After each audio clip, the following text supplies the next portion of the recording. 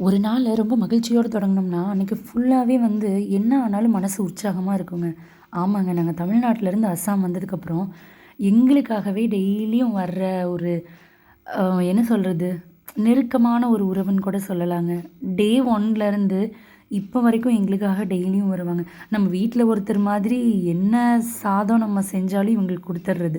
இன்றைக்கி நாங்கள் சப்பாத்தி பண்ணோம். ஸோ இவங்களுக்காகவும் மார்னிங் நம்ம அத குடுத்தாச்சு. எங்களோட சேர்ந்து இவங்களும் அத எல்லாருமே இப்போது சாப்பிட ஆரம்பிச்சிட்டாங்க. அப்புறம் பார்த்தீங்கன்னா, இந்த வண்டி இங்கே வந்ததுக்கப்புறம் என் பையனுக்கு நாங்க வாங்கினது. காலையில படிக்கிறது எல்லாமே ஞாபகத்துல இருக்குன்றதுக்காக, என் பொண்ணுக்கு எப்பவுமே மார்னிங் மட்டும் தான் நான் ஹோம்வொர்க் பண்ண வைப்பேன். அது மறக்காம இருக்குன்றதுக்காக. அதுக்கப்புறம் பார்த்தீங்கன்னா, சப்பாத்தி போட்டு பாத்திரம்லாம் க்ளீன் பண்ணிட்டு எல்லாம் ரெடி பண்ணி வச்சுட்டேன். இது எங்க வியூங்க. கிச்சன் வியூ வெளிய. ரொம்ப அழகா இருக்கும். இது எங்க குவார்ட்டர்ஸ்ல அவங்க எங்களுக்காகவே விநாயகர் வரைஞ்சிருந்தாங்க. ஸோ இது பார்த்தீங்கன்னா, கடவுள்ங்க.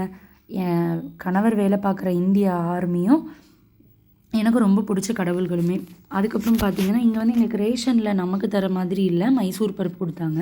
ஸோ இத வச்சு இன்றைக்கி ஒரு சாம்பார் சாதம் செஞ்சிடலாம் அப்படின்னு சொல்லிட்டு, வெஜிடபிள்ஸ் எல்லாமே நான் எப்பவுமே ரெடி பண்ணி வச்சுருவேன். ஸோ எல்லாமே கட் பண்ணியாச்சு. இங்கே முள்ளங்கி பார்த்தீங்கன்னா, கீரையோடு தருவாங்க. ஸோ இந்த கீரை தனியா வச்சுக்கலாம் அப்படின்ட்டு வச்சாச்சு. சாப்பாடு ரெடி பண்ணியாச்சு. பில் பாருங்கங்க, முருங்கைக்காவோட ரேட்டு ரொம்ப ஜாஸ்தி. அதுக்கப்புறம் கிளாத்தெல்லாம் வாஷ் பண்ணியாச்சு. இது வந்து கத்திரிக்காய். சைஸ் பார்த்தீங்களா எவ்வளோ பெருசுன்னு. அதுக்கப்புறம் விளக்கேத்தி நம்ம கடவுள்களுக்கு எல்லாமே காமிச்சிட்டு சாமி கும்பிட்டாச்சு. இப்போ பொண்ணெல்லாம் ஸ்கூல்லேருந்து வந்ததுக்கப்புறமா பார்த்தீங்கன்னா, அதுக்கப்புறம் அவங்களுக்கு சின்னதா ஒரு லைட்டா ஒரு சாப்பாடு செஞ்சாச்சு. இப்போ மணி பார்த்தீங்கன்னா 4 மணிங்க. ஆனா இருட்டிருச்சு.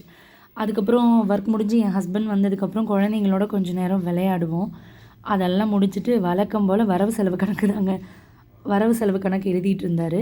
தமிழ்நாட்டில நாங்க தூங்குறதுக்கு 11 மணி ஆகும். ஆனா இங்க பாருங்க 8:15ங்கும்போது ஆல்மோஸ்ட் நாங்க எல்லாமே கம்ப்ளீட்.